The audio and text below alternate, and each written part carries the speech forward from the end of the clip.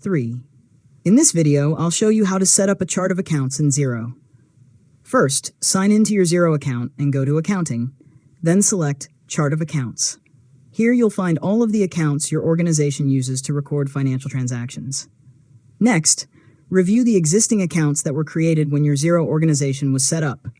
If you need to create a new account, click Add Account and choose the appropriate account type, such as Asset, Liability, Equity, Revenue, or Expense.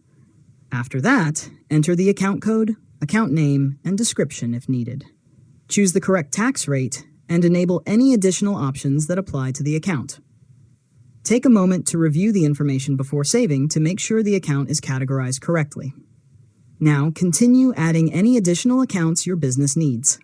If you're moving from another accounting system, you can also import a chart of accounts using Xero's import feature instead of creating each account manually. Once your accounts are in place, they'll be available when creating invoices, bills, bank transactions, and journal entries. Finally, review your completed chart of accounts to make sure it's organized and easy to manage.